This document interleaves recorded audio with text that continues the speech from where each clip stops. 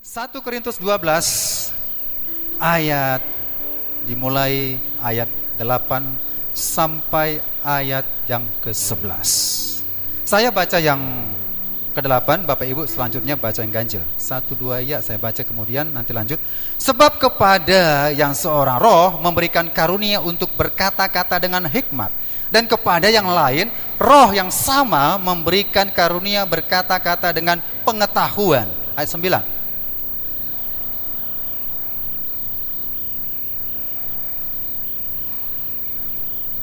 Kepada yang seorang roh memberikan kuasa untuk mengadakan mukjizat, dan kepada yang lain ia memberikan karunia-karunia untuk bernubuat, dan kepada yang lain lagi ia memberikan karunia untuk membedakan bermacam-macam roh. Kepada yang seorang ia memberikan karunia untuk berkata-kata dengan bahasa roh, dan kepada yang lain ia memberikan karunia untuk menafsirkan bahasa roh itu. Ayat 11 kita baca bersama. Tetapi semuanya ini dikerjakan oleh roh yang satu dan yang sama, yang memberikan karunia kepada tiap-tiap orang secara seperti yang dikehendakinya. Enggak semua, enggak umum. Artinya Bapak Ibu Saudara, saudara hadir semua ini Tuhan berikan semua 9 karunia. Tidak. Masing-masing bisa 2, masing-masing bisa 1, masing-masing bisa 3. Belum pernah saya melihat 9 karunia itu ada begitu. Tapi ingat, minimal 1 pada umumnya itu glossolalia. Amin. Itu minimal. Ya, tanda yang menyertai kita. Salah satu dari poin-poin 9 karunia itu glossolalia. Bukan berarti Pak, kalau saya nggak punya karunia berarti aku nggak selamat. Bukan begitu maksudnya. Tetapi ini menunjukkan proses pertumbuhan iman kita. Dari percaya, ingat ya, Kristen bukan agama, tapi Kristen itu adalah pengikut Kristus, hubungan kita dengan Kristus. Kalau agama mentok, habis begitu aja, berhenti. Tapi Kristen itu berbicara hubungan spiritual kita dengan Tuhan. Dari percaya, masuk kedua bertobat, masuk ketiga lagi baptisan air, masuk lagi baptisan Roh Kudus. Maka itulah pintu karunia akan bekerja dalam kehidupan kita semuanya. Haleluya. Itu pengalaman spiritual. Berarti Pak, kalau saya nggak ada begitu, begini, begitu, ya tidak bermaksud menghakimi, tapi cek dan introspeksi diri. Sekian tahun saya, tapi saya tidak ada karisma, kan begitu. Saudara, ya, karakter tanpa karunia itu agama. Paham ya? Saya baik, saya ramah, saya santun, saya rajin beribadah, memberikan persepuluhan. Baik ya, karakter. Baik ya, sapa orang, say hello, apa kabar gitu ya.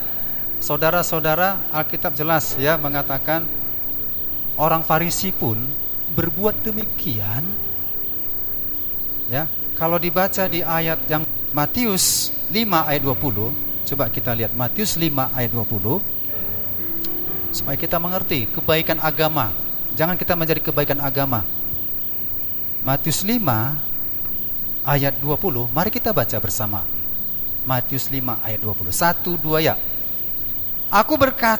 Maka aku berkata kepadamu, jika hidup keagamaanmu tidak lebih benar daripada hidup keagamaan ahli-ahli Taurat dan orang-orang Farisi, sesungguhnya kamu tidak akan masuk ke dalam kerajaan surga.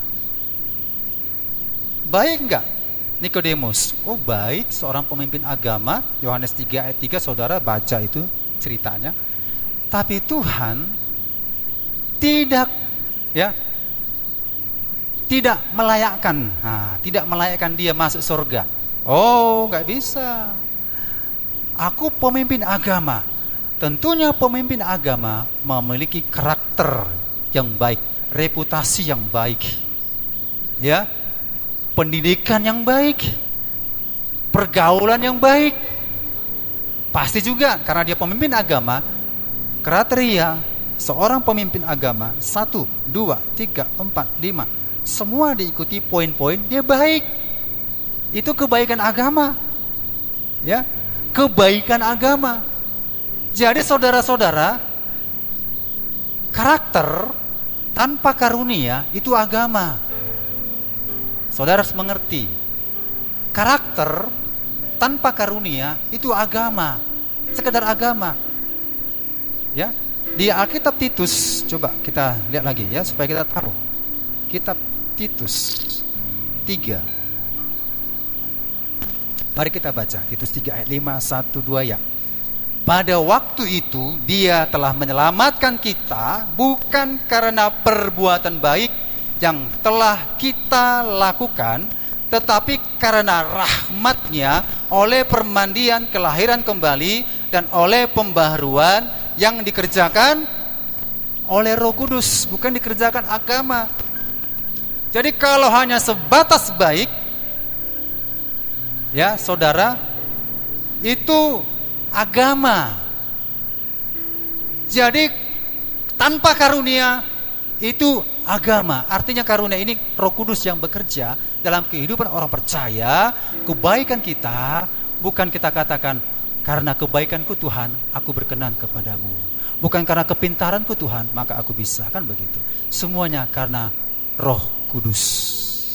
Haleluya. Itu satu. Nah, ateis juga baik.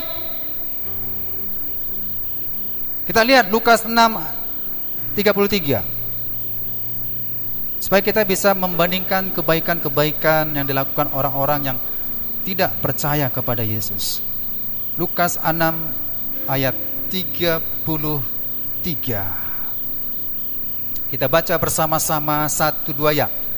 Sebab jikalau kamu berbuat baik kepada orang yang berbuat baik kepada kamu, apakah jasamu? Orang-orang berdosa pun berbuat demikian. Tidak percaya kepada Tuhan juga berbuat kebaikan. Memang ada beberapa golongan-golongan yang memang sama sekali amburadul, berantakan, ya, tidak melakukan kebaikan. Tapi ingat, ada orang berdosa, ada orang di luar Kristus, ada orang ateis, tidak percaya Tuhan, masih ada mereka memegang keyakinan harus berbuat baik kepada semua orang. Itulah disebut HAM, ya, hak ajasi manusia. Aku tidak ganggu kau, kau tidak ganggu aku. Aku baik kepadamu, kita juga sama-sama baik. Tidak bermaksud ini yang disampaikan Tuhan. Ya, saudara harus mengerti. Jadi Bapak Ibu saudara-saudara, karunia harus sejalan dengan karakter. Jadi karunia pertama tadi dikatakan, 1, berkata-kata dengan hikmat. Ini tidak diajari.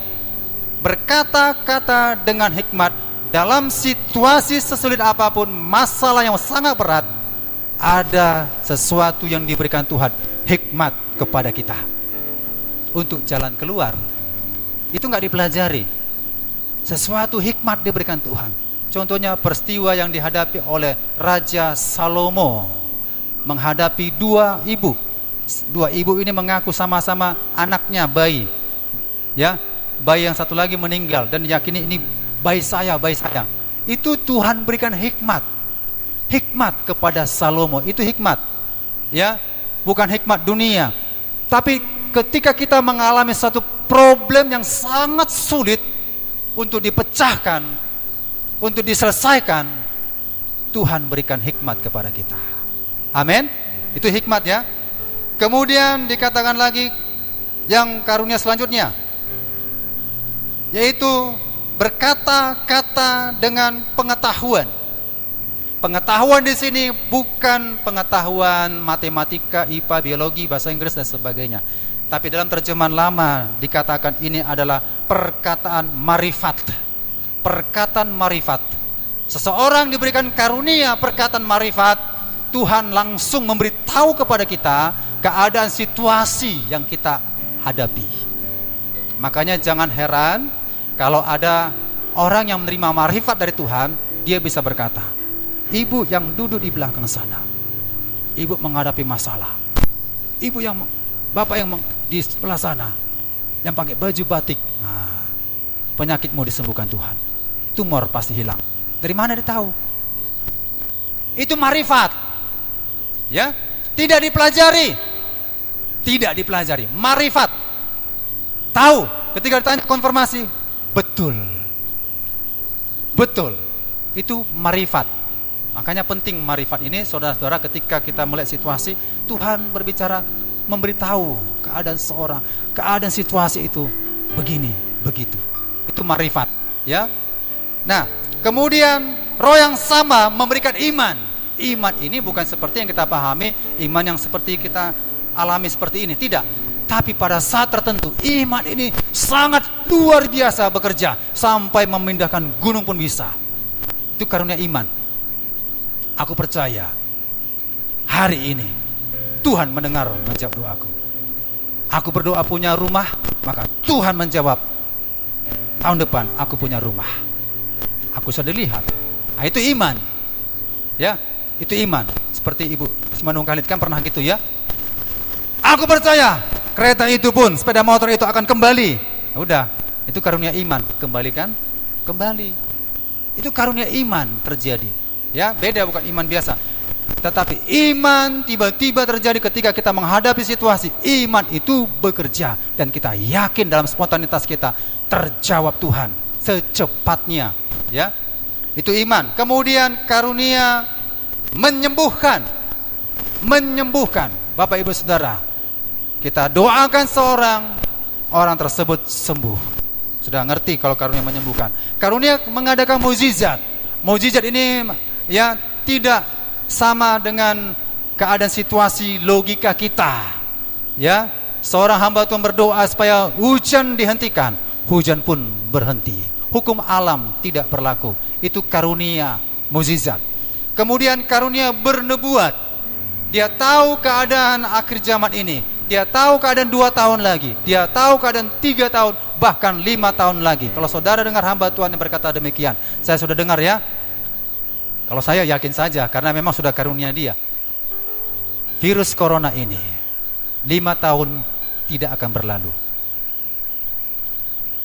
Ini nubuat dia ya, bukan saya. Saya sudah nonton. 5 tahun semua orang kena virus corona. Bagi yang divaksin, aman dan nyaman, tidak mematikan.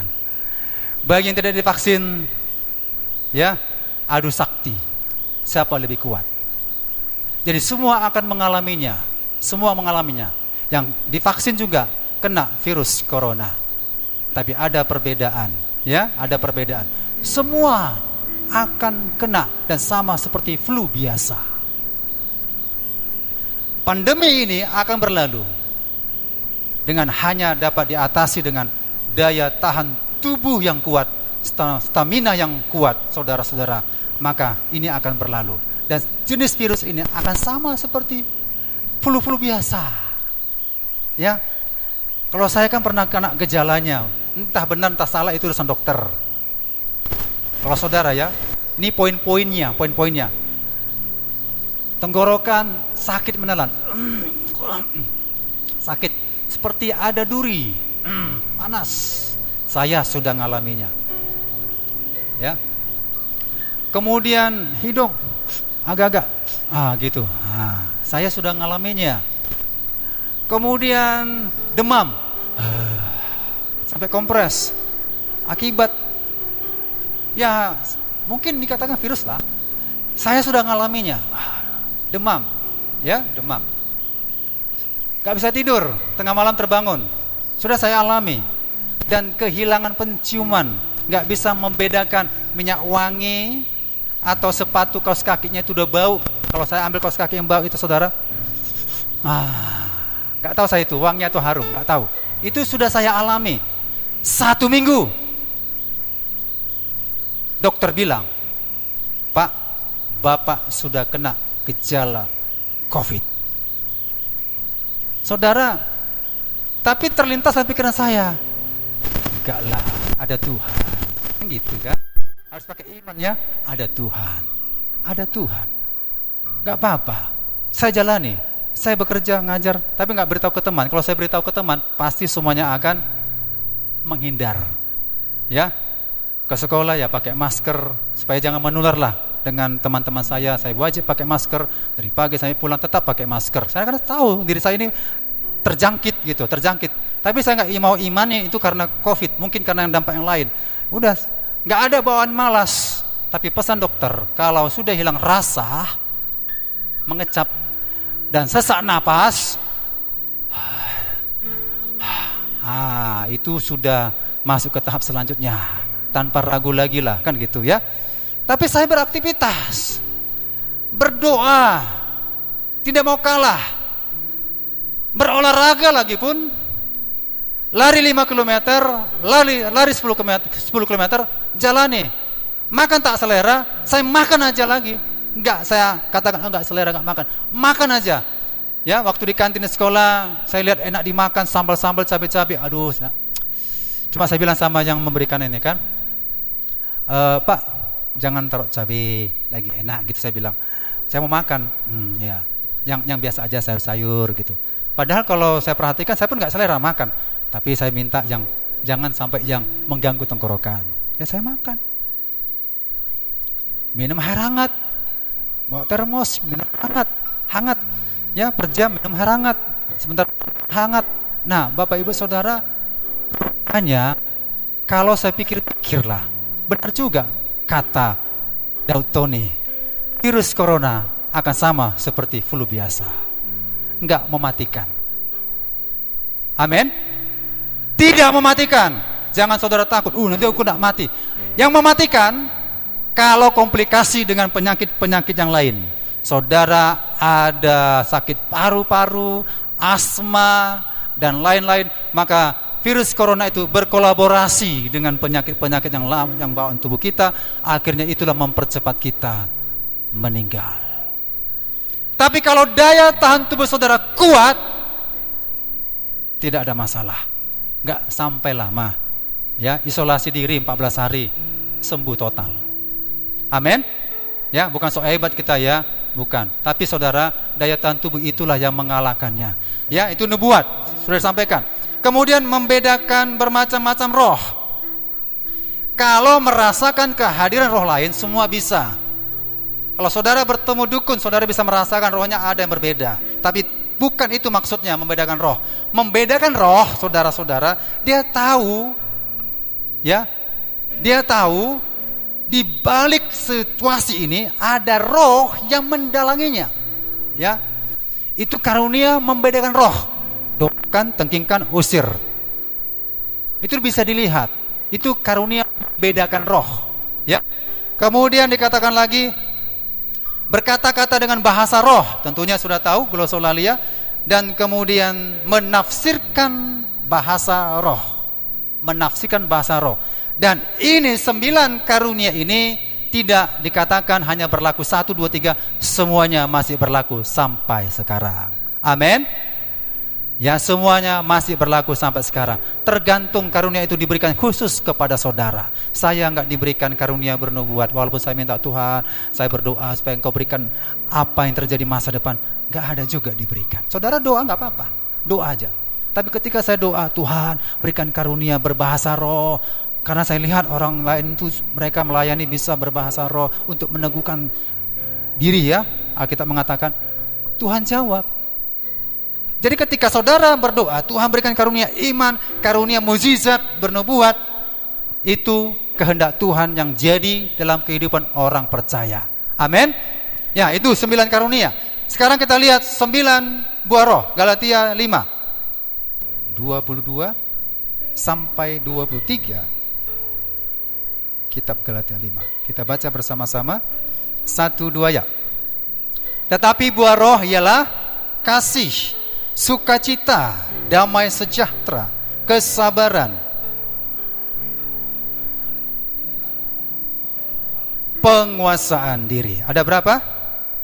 Ada 9 ya. Dikatakan tidak ada hukum yang menentang hal itu. Iya, sesuatu yang baik, karakter yang baik, tidak ada hukum yang menentang itu. Kalau saudara baik, apakah pernah dikatakan masuk penjara? Enggak ya. Kalau saudara melakukan kebaikan, lemah lembut, enggak pernah kita dihitung masuk penjara, dihukum. Jadi 9 karunia tadi sudah kita ketahui. Sekarang kita akan lihat 9 buah roh ini, Bapak Ibu Saudara-saudara. Nah, 9 buah roh ini, inilah disebut karakter Kristus. 9 buah roh ini, inilah disebut karakter ilahi. Saudara, untuk memperoleh 9 karunia ini jangan disamakan seperti kita memperoleh supaya sama disebut orang beragama. Beda ya, beda. Jangan samakan. 9 buah roh ini, inilah yang diberikan kepada kita. Bukan dikatakan buah-buah roh, tapi buah roh. 1 buah, tetapi ada 9 rasa. Ada asam, manis, pahit, dan sebagainya. Begitu maksudnya. Ya, 1 buah ada 9 rasa. Bukan dikatakan buah-buah Roh Kudus. Jadi artinya nggak bisa dipisah ini. Ini harus dimiliki orang percaya. Ada kasih, ada sukacita, ada damai sejahtera, ada kesabaran, kemurahan, kebaikan, kesetiaan, kelemah lembutan, penguasaan diri. Inilah yang diinginkan Tuhan dalam kehidupan orang percaya. Ada karunia, ada buah roh, gak bisa dipisah. Haleluya. Bagaimana caranya ini, Bapak Ibu Saudara-saudara? Saudara, kalau karunia itu diberikan, spontanitas bisa terjadi, tetapi buah roh itu tidak spontanitas. Inilah disebut proses. Proses. Ya. Karakter saudara itu identik siapa diri kita. Siapa saya, siapa saudara. Itu karakter. Saudara bisa lihat saya, tahu karakter saya, ya, itu saya. Semuanya punya karakter masing-masing, punya ciri khas masing-masing dalam kehidupan kita. Mau berbuat baik, berkata dengan lemah lembut, dapat menguasai diri, itu kita. Siapa diri kita sebenarnya, itulah karakter kita. Tetapi yang membentuk karakter kita ini, saudara, ingat, harus kita berserah kepada Roh Kudus. Maka Roh Kudus memproses kita, membentuk kita seperti tanah liat yang dibentuk menjadi suatu bejana yang indah, tidak melawan, tidak meronta, tapi ikhlas dibentuk menjadi suatu bejana yang indah, yang berkenan, yang baik di rumah, yang letakkan tempat yang istimewa. Haleluya. Seperti kendi-kendi begitu ya, tempat yang bagus, gak mungkin tempat yang sembarangan. Kita diproses. Jadi karakter ini saudara, setiap hari kita harus mengalami perubahan.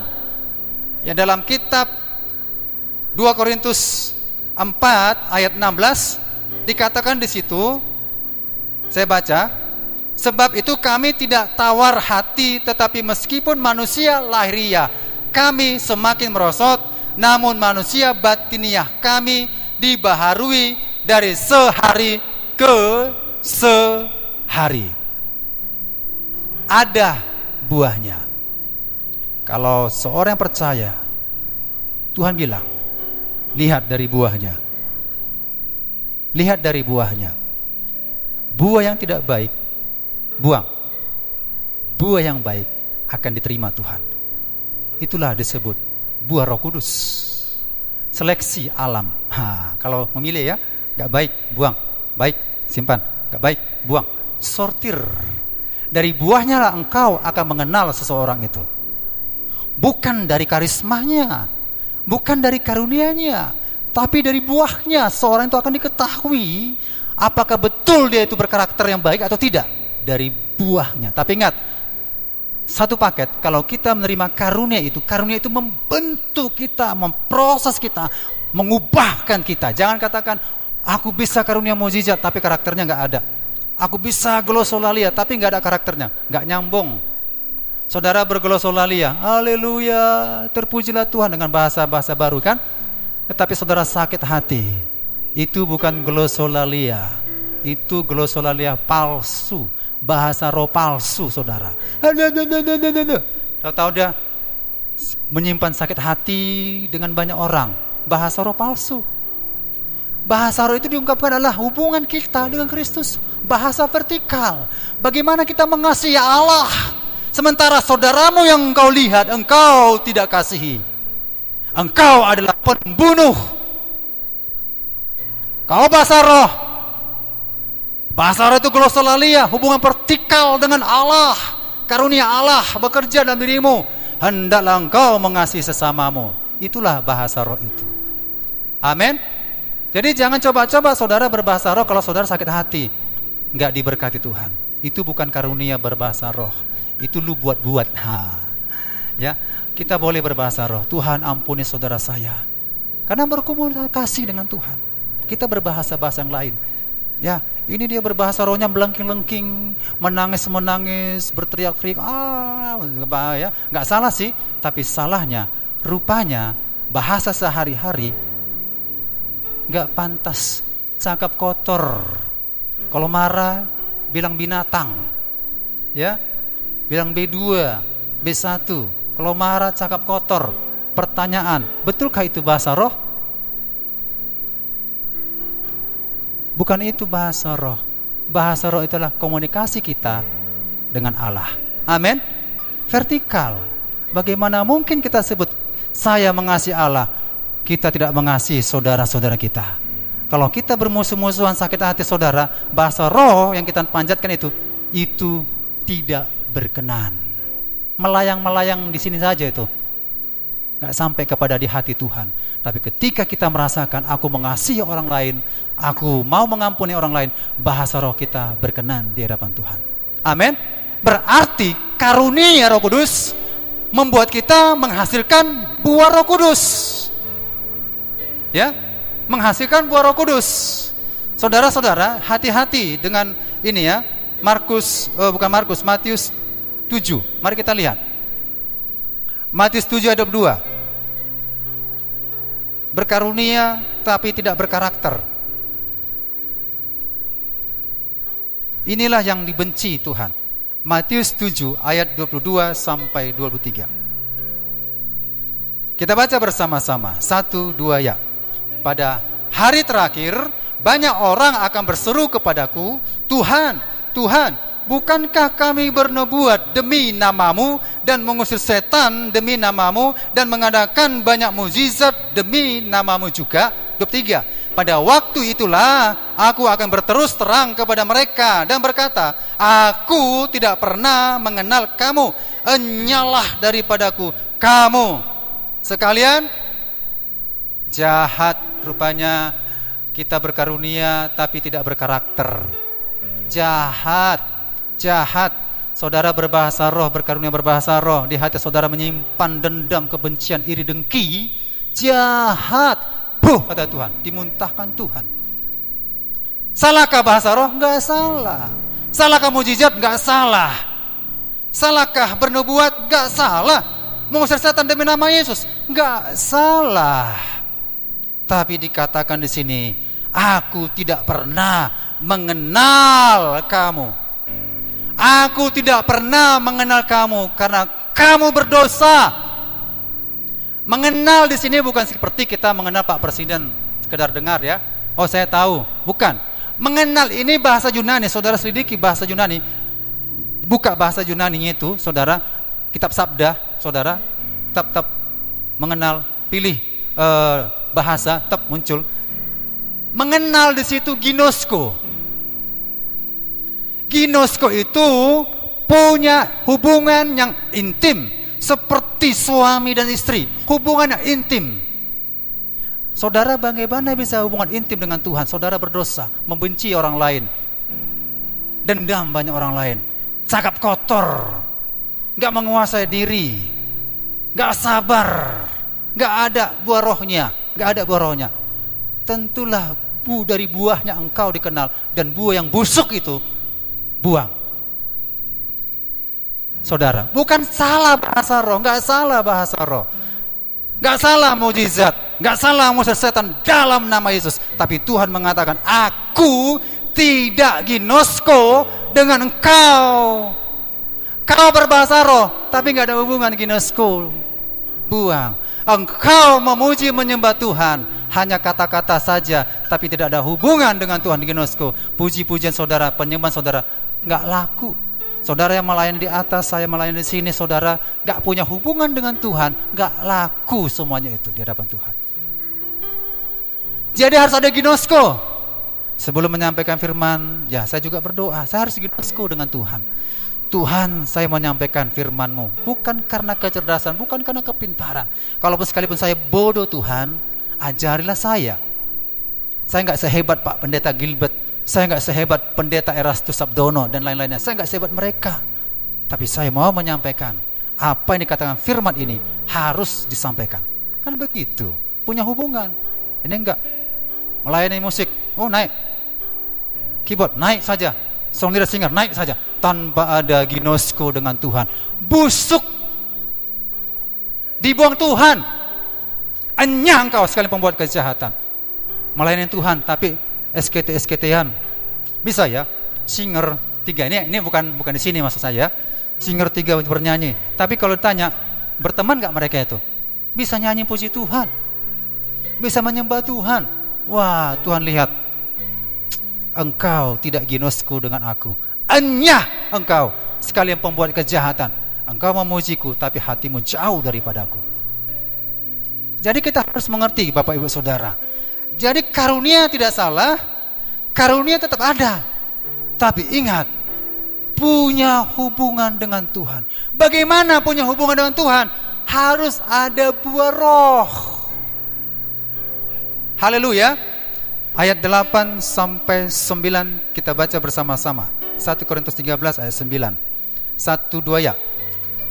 Kasih tidak berkesudahan, nubuat akan berakhir, bahasa roh akan berhenti, pengetahuan akan lenyap. 9. Sebab pengetahuan kita tidak lengkap dan nubuat kita tidak sempurna. Oke, saudara-saudara, di atas segalanya, ingat ya, tadi buah roh itu ya, kasih. Kasih bukan berarti menjadi dikatakan ini ya, butir-butir yang lain, tidak. Kasih itu maka dibuat nomor 1, saudara. Kasih yang terutama ya. Kasih tidak berkesudahan, nubuat akan berakhir, glossolalia akan berhenti, marifat akan lenyap. Itu berbicara karunia-karunia, semua akan berlalu. Tetapi buah roh yaitu kasih. Kalau saudara baca definisinya di atas ya, saya baca ya definisinya di atas, 1 Korintus 13 ayat 4. Kasih itu murah hati, ia tidak cemburu, tidak memegahkan diri dan tidak sombong, tidak melakukan yang tidak sopan, tidak mencari keuntungan diri sendiri, tidak pemarah, tidak menyimpan kesalahan orang lain, tidak bersukacita karena ketidakadilan, tetapi karena kebenaran. Ia menutupi segala sesuatu, percaya segala sesuatu, mengharapkan segala sesuatu, sabar, menanggung segala sesuatu. Itu kasih. Mudahkah melaksanakannya? Sampai sekarang belum ada yang tamat. Siapa yang tamat? Gak ada ya? Semuanya belum ada yang tamat. Tapi semuanya harus belajar. Buah Roh Kudus itu bekerja dalam diri kita. Amin. Ya, buah Roh Kudus itu bekerja dalam diri kita. Dan ingat juga karunia itu akan berlalu. Nah, satu ayat lagi yang terakhir Bapak Ibu Saudara, kita lihat di 1 Korintus 13 kembali. Ayat 2-nya, ayat 2. Kita baca ayat 2 ya, 1 Korintus 13 ayat 2. 1-2 ya. Sekalipun aku mempunyai karunia untuk bernubuat dan aku mengetahui segala rahasia dan memiliki seluruh pengetahuan, dan sekalipun aku memiliki iman yang sempurna untuk memindahkan gunung bersama, tetapi tidak berguna karunia itu, mukjizat, bahasa roh dan sebagainya, kalau tidak ada kasih. Amin. Jadi karunia berhubungan dengan buah Roh Kudus. Kalau kita menerima karunia Roh Kudus, berarti akan menghasilkan buah Roh Kudus. Kalau kita berkarisma, maka kita juga berkarakter Kristus. Kalau kita berkarisma, tidak berkarakter Kristus, Tuhan buang. Ingat, Tuhan memisahkan domba dan kambing. Kambing ini jemaat tidak berkarakter. Domba adalah jemaat yang berkarakter, menghasilkan buah yang baik di hadapan Tuhan, menghasilkan buah. Itu domba, saudara-saudara. Tapi kambing sikapnya melawan, tidak patuh, berontak dan sebagainya, penentang dan sebagainya. Itu kambing. Tapi domba itu berkenan di hadapan Tuhan. Domba ini adalah sikap karakter Kristus. Karena Kristus adalah dombanya Allah, maka kita juga disebut domba-dombanya Tuhan juga. Amin. Demikian firman Tuhan. Tuhan Yesus memberkati kita. Mari kita bersama-sama, saudara yang memiliki karisma karunia atau memiliki panggilan daripada Tuhan, kita belajar supaya kita memiliki karakter ilahi dalam Kristus. Saya serahkan kembali kepada pemimpin pujian untuk menaikkan penyembahan kita.